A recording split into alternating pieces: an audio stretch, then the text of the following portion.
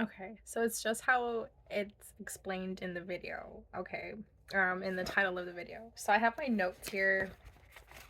My notes. Um, I was just called to basically speak on something that I hold really dear in, in my heart. And it's explaining that vulnerability is not a weakness. So many of us, like, we go through pretending that everything is okay, right? And that's not the case. So what ends up happening is that it's just so when you keep saying like it's okay, it's okay, it's okay, like just repressing a lot of like issues that you may have, whether it's like with somebody or like in a self dynamic, it essentially starts bottling up, right? You hear people like, oh yeah, I was bottling it up and I really don't know what to do, yada yada. So when this happens, and I'll speak from my own experience, I'm not telling anybody like what to do, but when I speak from my own experience, it's kind of like when I was bottling stuff up and including how difficult some emotions were, like that made me kind of stress out more. Like my anxieties came out more, and also is to the point where I was just getting really aggravated with like people around me, and I was just like blaming it on other people. I started to project because I didn't know how to let go of the issues that I had because I bottled them up inside so much. So in this case, what I'm trying to get at is when you have something like that, it's always good to have a support system. For me, I didn't necessarily choose to be vulnerable with somebody because that's what caused me in the first place to bottle up. So, because I was being vulnerable to the wrong people. So, in a sense, per saying, it's like, oh yeah, like I trust them. Like I was very naive when I was like younger, and I would just like search for anybody and I would just like let them know, and I would tell them like, yeah, like this is going on, yada yada yada. And then it turns out like friends, family, even lovers, like they ended up, throwing that back out whenever, the situation was kind of like tense. Okay. And so essentially I started bottling all that up because I was literally traumatized from people throwing everything back in my face. So I was just like, oh, you know what? I'm going to be independent. I'm going to be a bad bee, and I'm not going to tell anybody like what I'm doing, where I'm going, blah, blah, blah, blah. So I was essentially left by myself. Like I was always by myself. Like I was surrounded by a lot of people, but I was always by myself. So in this case, like what I ended up doing, yeah, I don't want to be too close to your face. So what I ended up doing essentially was just just letting it slide. And then when I would get like in an emotional like relationship, or when I would be in like some type of like friendship, I would end up like projecting all of that. And then I would end up at the same place again, like, oh, okay, I don't need you. Like I really don't need you, because what would happen is like I would stop the friendship or relationship before it got too close, like before it got too intimate. Does that make sense? Because I didn't want the same kind of like dynamic to happen that it did before. Little did I know, it's kind of like you learn who to pick and choose who to speak to, right? Who to be more vulnerable to. And we'll go in detail along the lines for that. um, so what I want to say, I don't even know. Okay, so what I want to say essentially is just that vulnerability is not a weakness. And that took me such a long time to figure out. It took me about 10 years, to be honest, to figure it out. And I feel like I'm about to cry right now because I can just feel like my past self just, working really hard. And okay, I'm not gonna cry, but I'm looking here at my notes. So when we bottle up our difficult emotions, essentially, they have no place to go. right? And this causes inner turmoil and distress. And that's what I was trying to get to. Like, you just start projecting and you just blow up, essentially. You know, it's like, I don't know, it's just like, and then holding grudges. Like, that was happening too. And I was just like, oh my gosh, what is going on? So, vulnerability. Vulnerability is not a weakness in a sense, because it can be, or it is, this is my perception, it's a powerful act of self-care per se. It's kind of like checking in on yourself, like, hey, like, am I doing okay? Why am I having these thoughts? Why am I feeling this type of way? And like, why is, somebody that's doing something that I completely don't care at the moment, but then when I get triggered, it's kind of like, oh my god, like, I go back to like some trauma that I had like as a kid, or like my younger self. That's because people, it's, I don't know, the dynamic, it's so much I want to say in this video, but it's because it's that projection that you have. People mirror a lot of aspects of yourself that you don't necessarily want to touch bases with. And it could be vulnerability for a sense, right? It's that self-awareness, that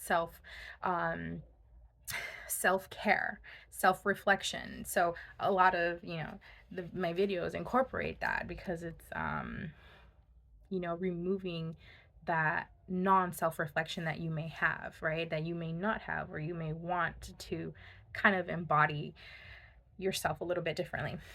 Whole different other like topic. But when we're vulnerable, in a sense, it's kind of when we're vulnerable in a sense, it's kind of when we share our innermost truths with like someone else. So I'm not saying it's kind of like open yourself up to just anybody, right? Um no, no. It's, you have to really pick and choose who has that type of connection, right? Can we open up ourselves up to compassion and connection, right? So that's something that you would want to be reciprocated to when you know somebody. So if you see those qualities in that person, and you can take it as far as, as far as you want, right? For me, this is an example. I didn't trust anybody at all. So I was doing my research and I started looking up journaling, and I was like, this is for like little middle school kids, right? Totally not from just middle school kids. I started having like a pocketbook, and this was like way back in like pre-pandemic when I first started. And then this is around the time that I started my journey, because I had a really bad breakup. Like, it literally hurt. The breakup was bad enough to where I thought I was gonna die. Another story. um but that's what triggered me, because I was looking at all these projections that I was doing in the relationship, that I was projecting onto the person, and I was like, this person, I can't, like, I try to mold this person the way I wanted it to, like I wanted him to be, and it just wasn't working, right? So anyway, I started journaling. So I carried like this small book, and I was kind of like hitting the third year in my job that I was with. I was with another job. It was a pretty good job. I loved it, for 7 years. And I just quit recently, in 2022. So back to my story. I was carrying around this pocketbook, and whenever I felt triggered by somebody completely random too, I felt triggered by them, I would just like write it down. Like, I would write it down, and I would just be like, this person really made me feel this type of way. And this person, and what I want, okay. So the more research I did is kind of like, how can you turn those projections into something positive? So what I ended up doing is essentially is like, I'm really glad that this person showed me this, because then that shows me that I need these qualities, or I'm looking at something like this. A good example essentially is like always having to be right. That was me, the younger me, like a few years ago. Okay, this is back, circa 2018.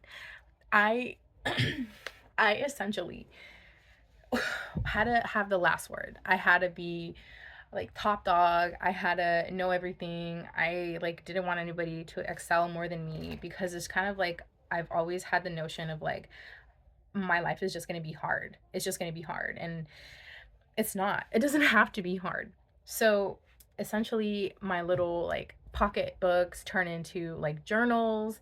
And, I have a bunch of journals everywhere, like my past relationships. And then I have like big journals. I have manifestation journals. I have gratitude journals. I have just like reflection journals. So it's like you can never go wrong with just journaling. And that's one thing I want you to like get is like if you don't feel comfortable talking to anybody because you've been in a certain situation or a similar situation like I have, I really turned to journaling, and it's kind of like having that self-reflection to the point where if you don't have anybody, you just have to let those emotions out some way. And it's better to let them out right now and be vulnerable. It's kind of like let yourself be in those emotions. Like while you're crying, I would cry, I would get angry, I would be happy, and I essentially would go back and read all this stuff. And I was like, how I didn't know. Like I don't remember a lot of the stuff that I like wrote. And so it was just like it's something that just comes and goes, to be honest. And of course somebody can tell you, oh yeah, it's gonna be okay, like you're gonna be okay, when it's not. It's okay to not be okay, because if you tell yourself I'm going to be okay, like I'll figure it out, I'll do this, that's not letting yourself be in your emotions at that time. Instead, you're brushing them off.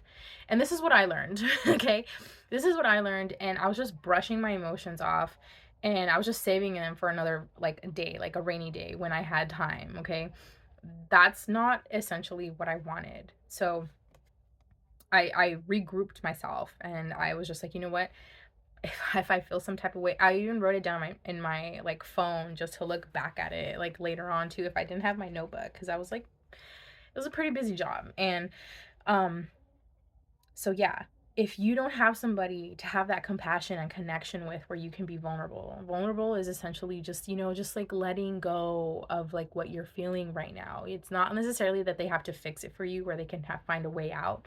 Because essentially, like 99% of the time, when you're talking to somebody and you're like, saying, okay, this is, you figure out your own solution, right? So when you're writing it, you can go back and be like, yeah, if this comes up again, you can figure out that same solution. It's kind of like, oh yeah, I've been through this before.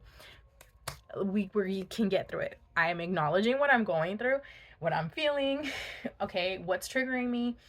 Let's go ahead and write it down. Okay, babe, I'm gonna tell you, journaling has changed my life a lot, and I still do it. Even now I do it more for being like gratitude, like for being grateful, more gratitude, because I really changed myself. 18, 19, 20, 21, 22, 23. Okay, it's been 5 years. Okay, so I was like halfway through my journey, halfway through like realizing, that this ain't for me. Like my old ways, they're not for me. Anyway, um so back to my notes. So, yeah, next time you're feeling like overwhelmed, instead of trying to manage those emotions on your own, notice how the experience of sharing offers relief. So, confide in journaling. Like I said, if you can't confide in someone at the moment, and take like little baby steps, because I did. I took super small baby steps, and to this point I'm still learning how to do that, right? But I feel more comfortable to the point where I'm journaling more, and I feel more confident when I know I can be vulnerable with somebody like a friend, family, or lover, where I don't have to like just spill everything on, and that ends up being projecting, right? Because they don't understand me. And so that's what I essentially I'm doing. So yeah.